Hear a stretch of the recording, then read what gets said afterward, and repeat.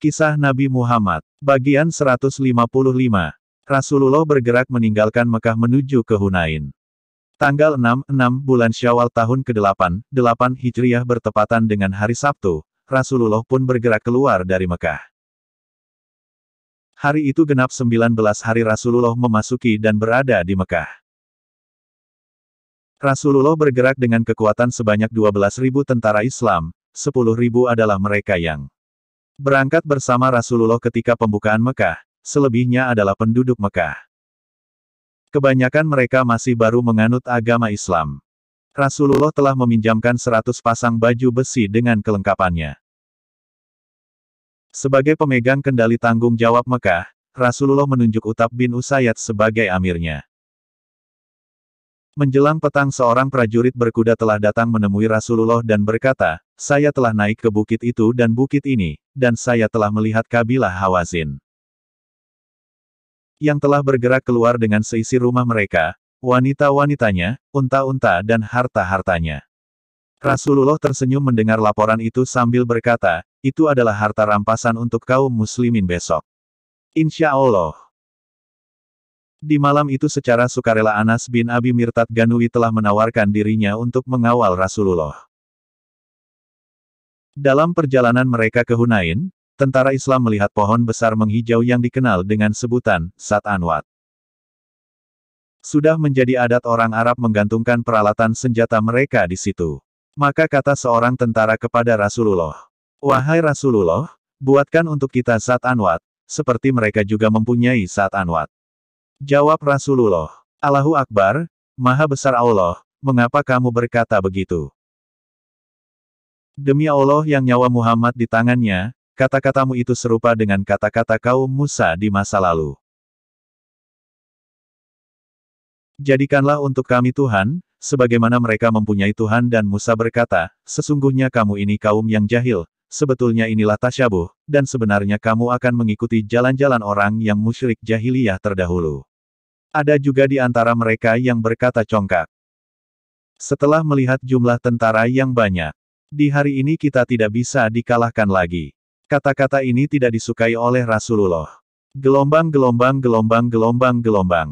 Tentara Islam diserang. Tibalah tentara Islam di Hunain pada malam Selasa 10 hari terakhir bulan Syawal. Malik bin Auf telah sampai di Hunain terlebih dahulu. Dia telah menyusun taktik tentaranya di lembah Hunain, dengan meletakkan kelompok penyerang di sepanjang jalan dan pintu masuk, bahkan di seluruh lereng-lereng bukit Hunain dan lorong-lorongnya. Dia memberi petunjuk agar mereka memanah tentara Islam apabila mereka muncul di situ. Di penghujung malam Rasulullah menyusun strategi tentaranya.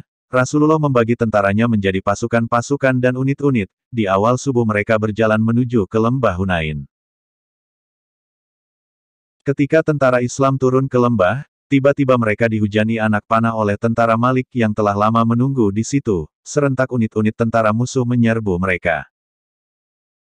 Tentara Islam pun kalang kabut mundur ke belakang lari tunggang langgang. Abu Sufyan berkata, kekalahan mereka ini tidak akan berhenti kecuali mereka mundur hingga pesisir Laut Merah. Dalam keadaan kelam Kabul Jibilo atau Kildah bin Junaid berteriak, "Hari ini sihir Muhammad sudah tidak mempan lagi."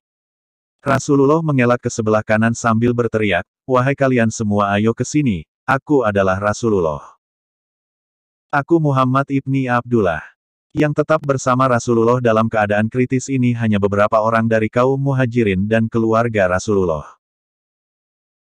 Dalam situasi yang sangat ketitis ini muncullah keberanian Rasulullah yang tidak ada bandingnya. Rasulullah tampil ke depan kaum kafirin dengan menyambuk keledainya sambil berteriak, "Aku adalah Nabi yang benar, tidak berdusta, akulah putra Abdul Muthalib." Abu Sufyan bin Harits kemudian memegang tali keledainya dan Abbas pun dengan kendaraannya. Keduanya membantu Rasulullah agar keledai tetap terkendali. Kemudian Rasulullah turun dari keledai dengan tangan memohon kepada Allah sambil berdoa, "Ya Allah, ya Tuhanku, turunkanlah pertolongan-Mu." Gelombang, gelombang, gelombang, gelombang, gelombang. Tentara Islam maju kembali meneruskan peperangan. Rasulullah meminta pamannya Abbas yang memiliki suara lantang untuk berteriak kepada semua para sahabat dan tentara Islam yang mundur. Kata Abbas. Mana dia para sahabat setia? Demi Allah, ketika mereka mendengar teriakan itu, mereka balik ke depan bagaikan kembalinya seekor lembu yang marah. Jawab mereka semua, "Ya Rasulullah, ya Rasulullah." Ada juga orang yang mencoba balik menuju Rasulullah dengan untanya. Namun ontanya sudah tidak berdaya karena sesak, maka ditinggalkan saja tunggangan itu, dengan mengambil pedang dan perisai, kemudian melesat menuju ke arah teriakan suara. Setelah terkumpul 100 orang, kemudian mulailah mereka maju untuk menghadapi perlawanan musuh dan terjun dalam peperangan dengan semangat bergelora. Kemudian terdengar teriakan membahana khusus ditujukan kepada golongan Ansar, lebih khusus lagi kepada golongan Bani Harith bin Khazraj. Dengan demikian kelompok-kelompok Islam mulai tampil ke medan pertempuran lagi, sampai situasi medan pertempuran pulih kembali. Kini kedua-dua belah pihak saling menyerang pihak lawannya. Rasulullah melihat ke arah medan pertempuran, nampak begitu sengit dan dahsyat. Masing-masing pihak ingin segera memenangkan pertempuran. Rasulullah bersabda, "Kini peperangan memuncak." Kemudian Rasulullah mengambil segenggam pasir dan melemparkannya ke arah musuh sambil bersabda, "Buta mata kalian." Dengan izin Allah setiap mata tentara musuh terkena lontaran pasir Rasulullah sehingga membuat mereka kalang kabut dan mundur. Gelombang gelombang gelombang gelombang gelombang. Kekuatan musuh terpecah. Tidak berapa lama, setelah Rasulullah melemparkan pasir ke muka tentara musuh, tampaklah kekalahan mereka. Dari pihak Thaqif 70 orang tentara terbunuh. Dengan demikian kaum muslimin memenangkan peperangan dan memperoleh harta rampasan dan peralatan senjata musuh termasuk kaum wanitanya menjadi tawanan. Firman Allah menyebutkan, "Sesungguhnya Allah telah menolong kamu, hai para mukminin, di medan peperangan yang banyak." Dan ingatlah peperangan Hunain, yaitu di waktu kamu menjadi congkak karena banyaknya jumlahmu, maka jumlah yang banyak itu tidak memberi manfaat kepadamu sedikit pun, dan bumi yang luas itu telah terasa sempit olehmu. Kemudian kamu lari ke belakang dengan bercerai-berai, atau bah pukul 9.25. Kemudian Allah menurunkan ketenangan kepada Rasul-Nya dan kepada orang-orang yang beriman, dan Allah menurunkan bala tentara yang kamu tiada melihatnya, dan Allah menimpakan bencana kepada orang-orang yang kafir. Dan demikianlah pembalasan kepada orang-orang yang kafir, atau bah pukul 9.26. Gelombang gelombang gelombang gelombang gelombang. Pengejaran musuh. Sebagian musuh yang kalah melarikan diri ke Taif, kelompok lain lari ke Nahlah, sebagian lagi lari ke Autas. Rasulullah segera mengirim satu unit pemburu yang dipimpin oleh Abu Amir Asy'ari. Di sana terjadi pertempuran seru di antara mereka, di sekitar perkemahan mereka. Akhirnya suku musyrikin harus mengakui keunggulan pasukan Islam. Akan tetapi dalam pertempuran ini Abu Amir Asy'ari harus mengalami syahid.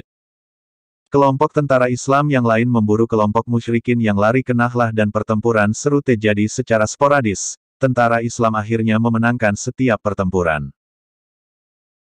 Duraid bin Sama akhirnya juga dibunuh oleh Rabi'ah bin Rafi'ah.